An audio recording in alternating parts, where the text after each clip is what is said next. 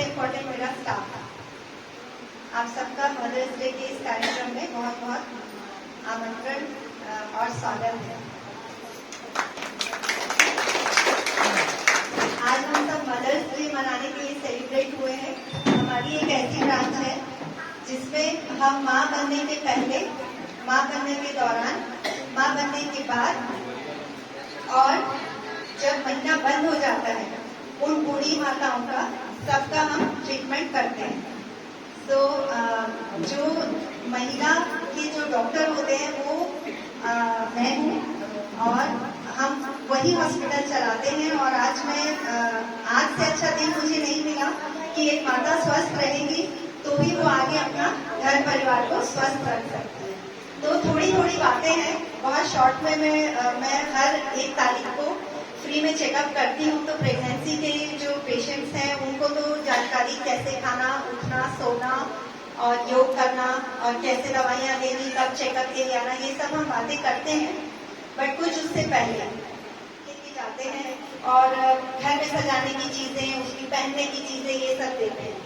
अब मुझे ऐसा लगता है कि हम जैसे जो पढ़े लिखे लोग हैं वो अगर हम फॉलिक एसिड को बांटने लगे प्रेगनेंसी के पहले, जैसे ही डिलीवरी, जैसे ही शादी होती है तो सबके सब आगे जाके तो प्रेग्नेंट होना ही है, तो उन्हें कौन एडवाइस देगा कि उन्हें प्रेगनेंसी से पहले फॉलिक एसिड खाना जरूरी है।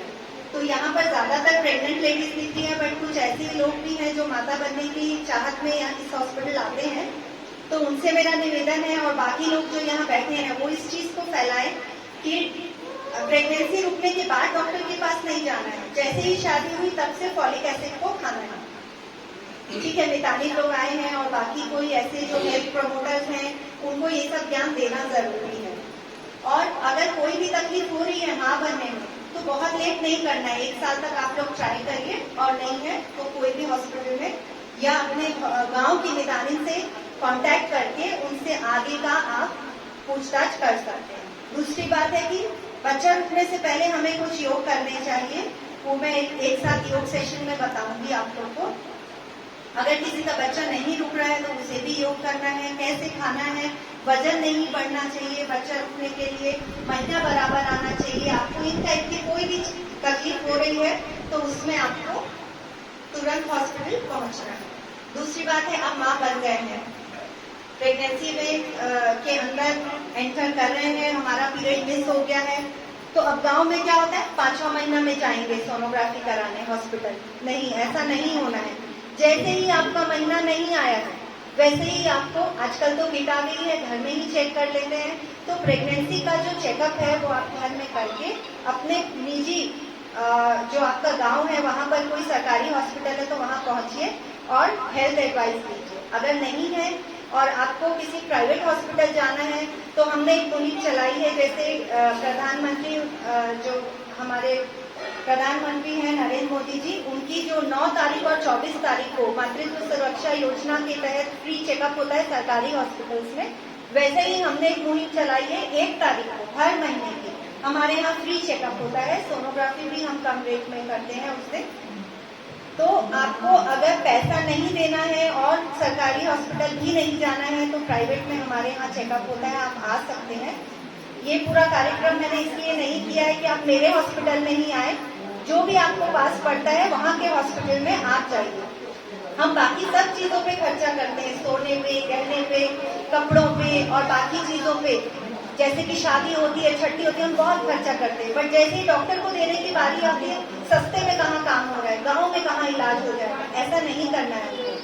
हम जब चांदी खरीदने सोना दुकान में नहीं जाते हैं या सोना खरीदने हम चांदी दुकान में नहीं जाते हैं, तो एटलीस्ट प्रेगनेंसी के टाइम पे स्पेशलिस्ट डॉक्टर को दिखाना है या जो स्पेशलिस्ट नर्स आपके गांव में है उन्हें दिखाना है। अब शॉर्ट में बात करते हैं, हम प्रेगनेंसी को 3 भाग में डिवाइड करते हैं, शुरू के 3 महीना, बीच का 3 महीना और लास्ट का 3 महीना। जो शुरू के 3 महीने होती है उसमें कुछ तकलीफें ऐसी होती है जो सबको होती है, बट कब हॉस्पिटल जाना है ये पता होना चाहिए। जैसे कि उल्टी, पेट में हल्का हल्का दर्द होना, ये सब कॉमन चीजें हैं। बट उल्टी इतनी कि कुछ भी नहीं रुक रहा है तो उनके घर में जो सास है, पति है, वो ये नहीं बोलेंगे अरे यार प्रेगनेंसी में तो उल्टी होती है, चुपचाप घर में बैठो। नहीं, उनको उस चीज में उनका सपोर्ट करना है कि अगर उन्हें कुछ भी नहीं रुक रहा है तो उन्हें एडमिशन की जरूरत है। 24 घंटा कुछ नहीं खाना है, ड्रिप बॉटल चलेगी और फिर उनका इलाज होगा। दूसरी बात है पेट में दर्द होना, हल्का हल्का भारीपन, क्योंकि बच्चा जब उठता है तो पेट जो है नीचे का जो भाग है वो भारी होता है, तो खिंचाव महसूस होता है, वो नॉर्मल है। बट प्रेगनेंसी के दौरान महीना आने की तरह जो दर्द होता है रुक रुक के पेट से नीचे की तरफ जो दर्द जाता है वो नहीं होना चाहिए। और तीसरी बात है ब्लीडिंग। ब्लीडिंग 3 कारणों से हो सकती है। जिस दिन बच्चा बच्चादानी में चिपकता है उस दिन हल्की सी स्पॉटिंग हो सकती है। बट अगर बहुत तेज ब्लीडिंग और पेट में दर्द हो रहा है या चक्कर आके पेशेंट गिर रहा है और या कोई इस टाइप की और तकलीफ जिसमें कि खून थक्के की तरह बह रहा है, तो उसमें आपको हॉस्पिटल जाना है। शुरू के 3 महीने में एक सोनोग्राफी होना बहुत जरूरी है, जैसे ही आपको प्रेगनेंसी पता लगता है तब। और 11वें से 14 वीक्स में सोनोग्राफी होता है जिसको एंटी स्कैन बोलते हैं। उसमें हम बच्चे की नाक देखते हैं, गर्दन देखते हैं और थोड़ा रीढ़ की हड्डी देखते हैं। अगर मोटा मोटी वो ठीक है तो हम कोशिश ये करते हैं कि इनका जो सोनोग्राफी अब सीधा 5वें महीने में होगा, वो डिटेल में सोनोग्राफी होगा। ठीक। और अब रही बात क्या क्या खाना है शुरू के 3 महीने में। जब उल्टी होती है तो हम बहुत सारा खा नहीं सकते, और उल्टी हो रही है ले पानी पिए, ले पानी पिए, ऐसा नहीं करना। पानी पीने से और उल्टी होगी, तो सुबह उठते ही उन्हें कुछ तो भी सॉलिड खाना है। जैसे कि अगर उन्हें पसंद है तो बादाम खा सकते हैं, या कोई रस खा सकते हैं, या रोटी खा सकते हैं, चाय रोटी भी खा सकते हैं।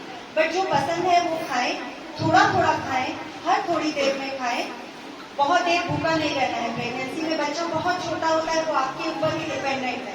तो सुबह से खाएं है 6 बजे से अब हम 2 बजे खूब सारा भात खाएंगे, ऐसा नहीं करना है। ठीक है। तो घर में जो माताएं हैं, जो सासू माएं हैं, वो अपने बहुओं को और बेटियों को ये ज्ञान देंगी कि थोड़ा थोड़ा खाना है। दूसरी बात है चटपटा खाने का मन करता है तो हस्बैंड को बोलते हैं चलो मार्केट चलेंगे, गुपचुप खा के आएंगे। तो प्रेगनेंसी ऐसा टाइम है जहां आप बाहर जितना कम खाएंगे उतना आपके शरीर में इन्फेक्शन कम होगा। आपको चटपटा खाने का मन है, आप बनाइए ना। जितना आप अपना मन के और अपने हाथों से बना के खाएंगे तो बच्चे से आपका जो अटैचमेंट है वो बहुत ज्यादा रहेगा।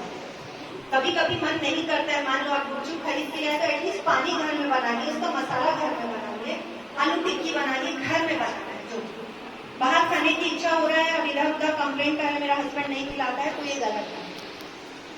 उसके बाद प्रेगनेंसी में बुखार आना, दस्त होना, ये बिल्कुल बच्चे के लिए अच्छा नहीं है। कोई तरीके का डिहाइड्रेशन और हाई ब्लड फीवर बच्चे को नुकसान पहुंचा सकता है। आते हैं अगले 3 महीने में, उसमें इंपॉर्टेंट रहता है कि हम आयरन कैल्शियम शुरू करें और 2 इंजेक्शन टेटनस के लगाएं। कुछ खून जांच की एडवाइस शुरू में ही दे दी जाती है, उसको कराना इसलिए भी जरूरी है कि आपको कोई शुगर, सिकलिंग, थायराइड इस टाइप की प्रॉब्लम तो नहीं है। मेन बात है आपका ब्लड ग्रुप क्या है। आपका अगर ब्लड ग्रुप नेगेटिव है तो आपके हस्बैंड का ब्लड ग्रुप चेक होना बहुत जरूरी है। आपके हस्बैंड का ब्लड ग्रुप पॉजिटिव है तो आपको एक स्पेशल टेस्ट बोला जाता है और डिलीवरी के पहले और बाद में एक स्पेशल इंजेक्शन लगाया जाता है। तो RH नेगेटिव पेशेंट, सिकलिंग वाला पेशेंट, थायराइड वाला पेशेंट, बीपी वाला पेशेंट, शुगर वाला पेशेंट, ये हमारे लिए थोड़ा हाई रिस्क हो जाता है। तो हमें शुरू के 3 महीने में हाई रिस्क प्रेगनेंसी को डायग्नोज करके उनको भी अलर्ट करना है कि आप हाई रिस्क पेशेंट हो या किसी का बार बार एबॉर्शन हुआ है, उनका भी हमें शुरू के 3 महीने में पता करना है। आपने सुना होगा कभी कभी ट्यूब में प्रेगनेंसी रुक जाती है। जब डॉक्टर ये बात बताता है तो वो बात हजम नहीं होती है कि अरे यार ट्यूब में कैसे रुकते, अरे मैडम दवाई दे दो।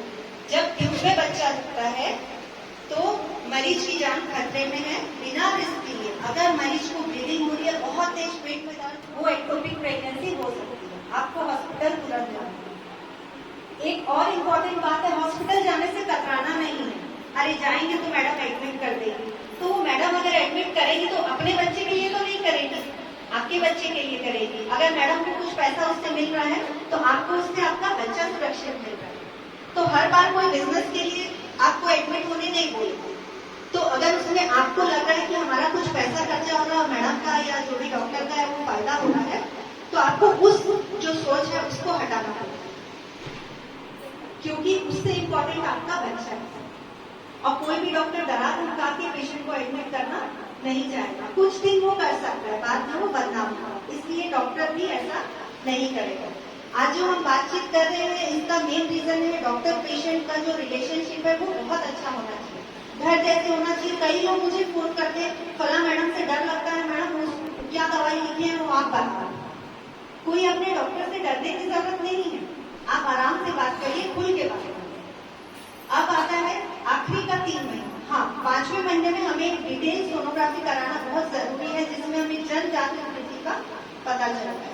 आजकल और नए टेस्ट आ गए हैं, थोड़े महंगे टेस्ट हैं, वो स्पेशल टेस्ट में आते हैं। अगर कोई डॉक्टर आपको एडवाइस कर रहा है तो वो सोच समझ के कर रहा होगा, उसको जरूर करना है। आखिरी का 3 महीना, 7वां, 8वां और 9वां महीना, ये क्यों इम्पोर्टेंट है? क्योंकि 28 हफ्ते के बाद जो बच्चा है ना वो मेंटेनेबल हो जाता है। मतलब 1 किलो के बाद अगर आपका बच्चा डिलीवरी हो भी जाता है तो हम उन्हें बचा सकते हैं, ठीक है। तो 7वां महीने के बाद अगर आपको कोई भी तकलीफ हो रही है तो घर में बैठ के उसको इग्नोर नहीं करेगा, क्योंकि हल्का फुल्का अगर दर्द हो रहा है उसको, तो इसका मतलब ये है कि उस दर्द को जब हल्का फुल्का है तब आप पहुंचेंगे तो हम आगे का डिलीवरी जल्दी ना हो उस प्रक्रिया को हम रोक पाएंगे, ठीक है। तो आखिरी के 3 महीने में क्या चीज का ध्यान रखें? बच्चा अच्छे से खेलना चाहिए, पेट में दर्द नहीं होना चाहिए, पानी नहीं जाना चाहिए, खून नहीं जाना चाहिए। अब बच्चा कितनी बार खेलना चाहिए? बच्चा दिन में 10 बार खेलना चाहिए। अगर उससे कम खेलता है या पानी जाता है या खून जाता है या दर्द हो तो आपको तुरंत आना है। उस केस में अगर मैडम एडमिशन के लिए बोलते हैं या डॉक्टर एडमिशन के लिए बोलते हैं तो आपको उस चीज को मानना है। बच्चे का छाती मजबूत करने का इंजेक्शन है, अरे मैडम देगी तो हमारा बच्चे का जल्दी डिलीवरी हो जाए, ये सब सोच नहीं करता। तो 7वां महीना के बाद बच्चा ऐसा रहता है कि हम उसे बचा सकते हैं, तो हम बच्चे का छाती मजबूत करने का इंजेक्शन किसी हाई रिस्क पेशेंट्स को प्रोफाइलेक्टिकली दे देते हैं। अब आता है डिलीवरी की बात। जैसे ही 9 महीना शुरू होता है, चेकअप के लिए कैसे कैसे जाना रहता है। शुरू के 7 महीने में हमें हर महीने जाना है, 7वें से 9वें महीने तक 15-15 दिन में, और 9वां महीना लगता ही हर हफ्ते जाना है। यहाँ क्या होता है, 9वां महीना चलते ही गायब, हॉस्पिटल से अपॉइंटमेंट के लिए फोन आ रहा है, फोन नहीं उठाए, क्यों? मैडम को अपने यहाँ डिलीवरी करानी होगी इसलिए फोन नहीं। हमको हमारे जो पेशेंट जिनको 9 महीना देखे उनकी चिंता है, क्योंकि हमें पता है दाई लोग बोलेंगे जब दर्द आएगा तब जाएगा। अब किसी को दर्द नहीं आएगा तो क्या आजीवन बच्ची को पेट में रख लेंगे? नहीं रख सकते ना। तो एक डेट होती है 9 महीना 7 दिन। अगर उसके बाद आपको दर्द नहीं आ रहा है या पानी नहीं जा रहा है या बच्चा अच्छा खेल रहा है तो भी आना है, हमें आगे क्या करना है बताना। दूसरी बात है, मैडम तो सीधा कर देती है। अच्छा, जब मैडम योग करने बोलती है तो कोई नहीं करेगा। योग करने बोलती इसलिए है क्योंकि आप पूरा 9 महीना जब योग करते हैं तो आपका बच्चा पेल्विस में नीचे आता है और नॉर्मल डिलीवरी का चांस होता है। हम कुछ भी नहीं करना चाहेंगे, बस मैडम कैसे भी करके नॉर्मल डिलीवरी करें, वो पॉसिबल नहीं है। तो अब क्या हुआ, अब हमने ये देखा कि प्रेगनेंसी में चेकअप कैसे होते हैं और हमको कब कब खतरे की घंटी बज गई है। अब हम ये देखेंगे कि हमें क्या खाना है और हम कैसे योग करेंगे तो हम स्वस्थ रहेंगे। ये नहीं कि योग से 100% नॉर्मल डिलीवरी हो जाएगा, बट आप और आपका बच्चा स्वस्थ रहेगा और नॉर्मल डिलीवरी होने के बहुत ज्यादा चांसेस रहते हैं।